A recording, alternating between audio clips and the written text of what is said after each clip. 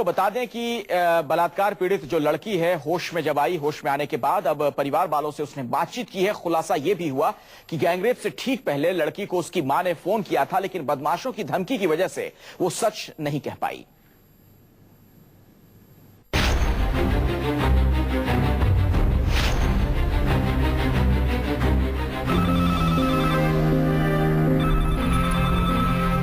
Hello, कहाँ हो बेटे?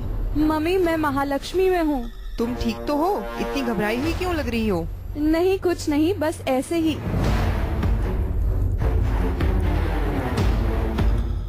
कहते हैं बच्चों पर मुसीबत आए तो माँ का दिल खुद ब खुद जोर जोर से धड़कने लगता है।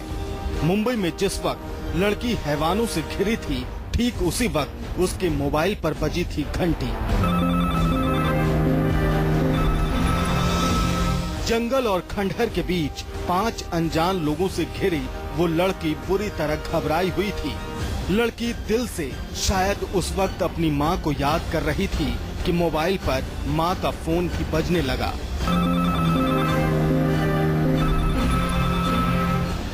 लड़की बेबस थी। वो 5 भेड़ियों के चंगुल में फंस चुकी थी। बदमाशों ने लड़की का फोन छीन कर देखा तो उस पर लिखा था। उस वक्त तक लड़की को उन दरिंदों के इरादों का पूरा अंदाजा नहीं था, लेकिन वो जानती थी कि वो मुसीबत में घिर चुकी है। ये वाकया गैंगरेप से ठीक पहले का है। 5 बदमाशों ने मोबाइल देखकर एक दूसरे की तरफ देखा और फोन उठाने का इशारा किया, लेकिन तब तक एक दरिंदे ने हाथ में टूटी हुई बियर की बोतल उठा ली और लड़की को धमकाया। उसने कहा, खबरदार कुछ बताया तो जान से मार दूंगा। चारों ओर से घिरी उस लड़की ने कांपते हाथों से मां का फोन उठाया। उस वक्त उसके दिल की हर धड़कन मदद के लिए चीख रही थी। आंखों से आंसू बह रहे थे, लेकिन जुबान पर दरिंदों का पहरा था।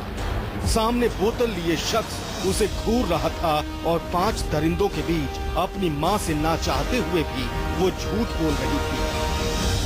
मम्मी, मैं महालक्ष्मी में हूँ, काम के सिलसिले में आई हूँ। तुम इतनी घबराई हुई क्यों? नहीं माँ, ऐसी कोई बात नहीं है, मैं बिल्कुल ठीक हूँ। कब तक लौटोगी? जल्दी आ जाना। हाँ माँ, बस निकलने ही वाली हूँ। वक्त शाम के 6:30 बजे। पीड़ित लड़की जब दरिंदों से घिरी थी, उसी वक्त उसके मोबाइल की घंटी बजी। फोन उसकी माँ का था।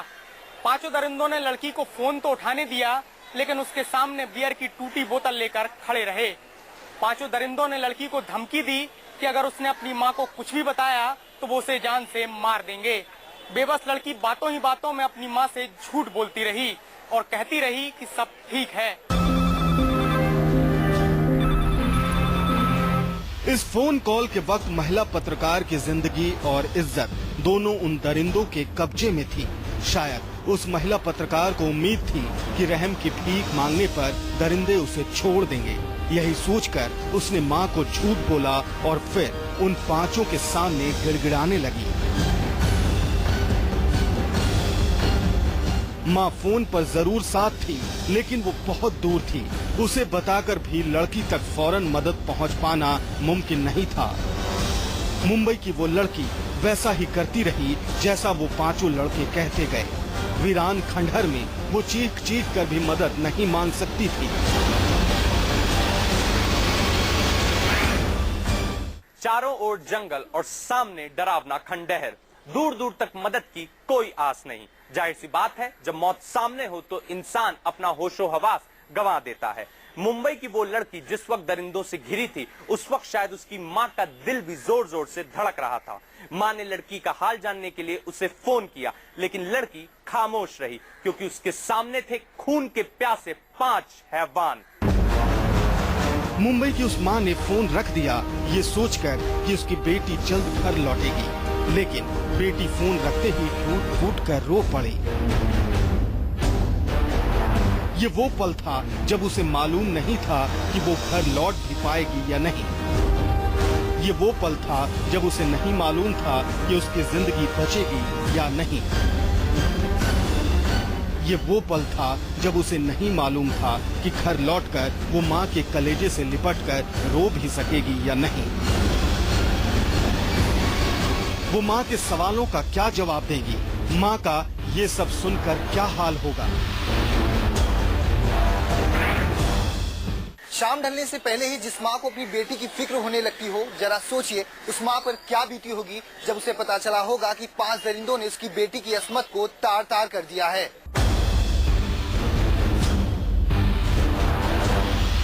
मुंबई के उस महिला पत्रकार के सामने जंगल और खंडहर थे और आसपास 5 दरिंदे।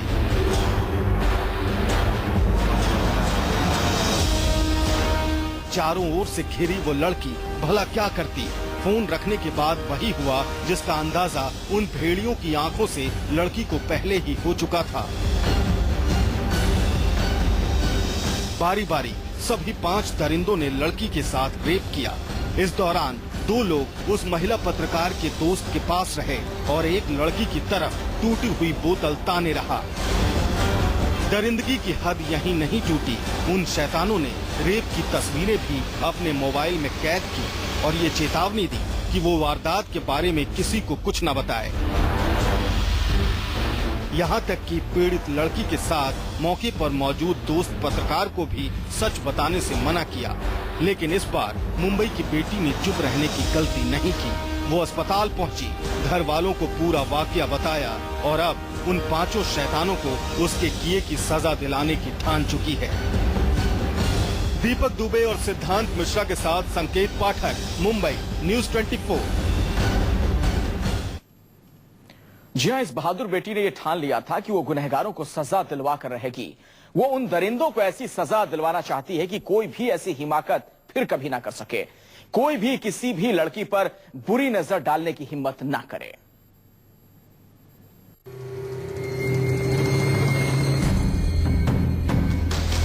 ये रेलवे लाइन, ये जंगल और ये खंडहर, इन्हें भूल पाना उस महिला पत्रकार के लिए मुमकिन नहीं। और न ही वो भूल सकती है उन 5 दरिंदों को जिसने कुछ ही मिनटों में उसकी जिंदगी को जख्मों से भर दिया।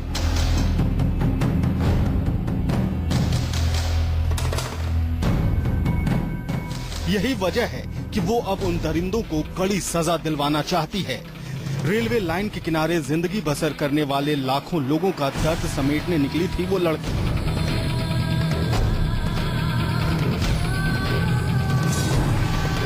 पत्रकारिता की हुनर सीख रही वो लड़की अपने कैमरे में हर सच को कैद करना चाहती थी और दुनिया को दिखाना चाहती थी।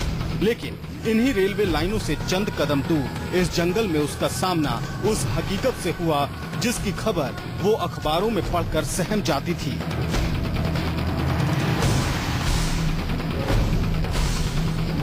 गैंगरेप के बाद उस लड़की ने हौसला नहीं हारा, खुद अपने दोस्त के साथ अस्पताल तक पहुंची और परिवार वालों को भी खबर दी।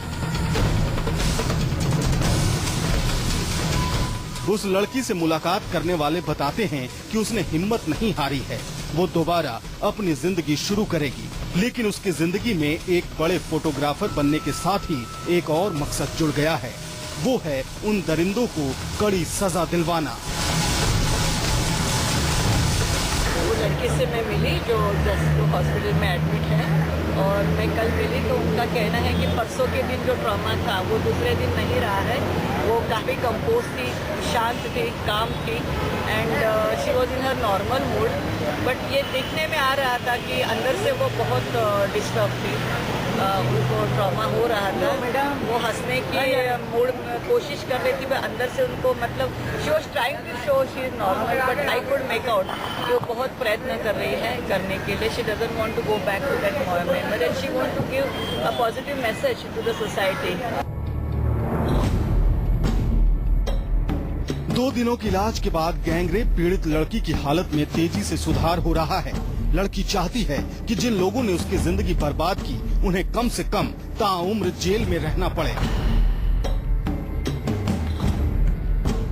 कि हम एक मेमोरेंडम लेके जाएंगे मुख्यमंत्री तक, आर पाटिल तक, जहां मेन पॉइंट्स ये होगा कि पब्लिक ट्रांसपोर्ट में महिला सुरक्षित होना चाहिए और दिन में जब कोई भी महिला कोई भी ढंग का काम कर रही है तो ऐसे जो राक्षस हैं समाज में, उनके ऊपर कड़ी से कड़ी कार्रवाई भी होनी चाहिए और निगाह भी रखनी चाहिए ताकि ऐसे हादसे न हो। वो देश की कानून व्यवस्था और सत्ता के हुक्मरानों से फरियाद कर रही है कि मुंबई के गुनहगारों को इतनी बड़ी सजा मिले कि दोबारा किसी बेटी के साथ ऐसी दरिंदगी करने की कोई हिमाकत न कर सके। अपने घर वालों, करीबी रिश्तेदारों से बातचीत में गैंगरेप पीड़ित लड़की ने कहा है, मैं चाहती हूँ मेरी तरह देश की किसी और महिला को ऐसा दर्द और अपमान न झेलना पड़े। दरिंदों ने मेरी जिंदगी तबाह कर दी है। दरिंदों को सख्त से सख्त सजा मिले, उन्हें कम से कम उम्र कैद की सजा हो। जब तक मेरे गुनहगारों को सजा नहीं मिलती, मेरे साथ हुई ज्यादती और जिल्लत का हिसाब नहीं हो सकता। 2 दिनों के इलाज के बाद गैंगरेप पीड़ित लड़की की हालत में तेजी से सुधार हो रहा है, लेकिन मुंबई के सुनसान खंडहर में अपने साथ हुई ज्यादती की तस्वीरें रह रहकर उसकी जहन में कौंधती रहती हैं, उसे कचोटती रहती है। अपने रिश्तेदारों से वो लगातार यही कह रही है, उन दरिंदों ने मेरी जिंदगी तबाह कर दी है। मेरे मुजरिमों को सख्त से सख्त सजा मिलनी ही चाहिए। मुंबई की उस बेटी के जख्म अब भरने लगे हैं, लेकिन मन पर लगे जख्म अब भी ताजा हैं। वो महिला पत्रकार अब अपने ऊपर जुल्मों का हिसाब कानून के जरिए लेना चाहती है।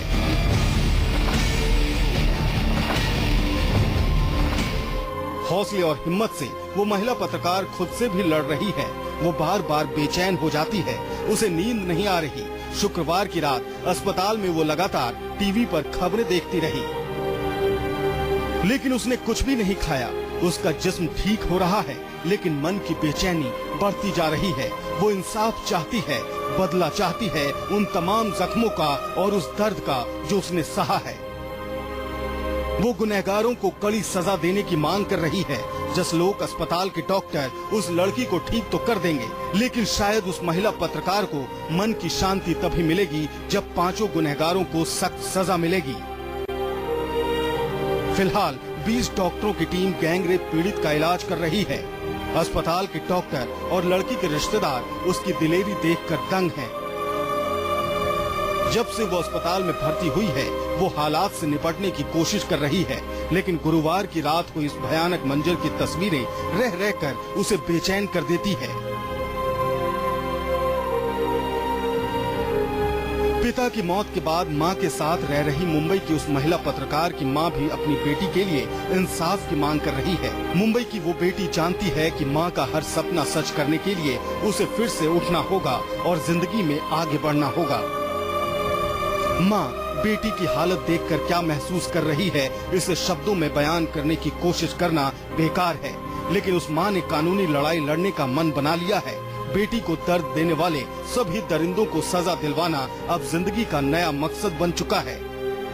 दीपक दुबे और सिद्धांत मिश्रा के साथ संकेत पाठक, मुंबई, न्यूज़ 24।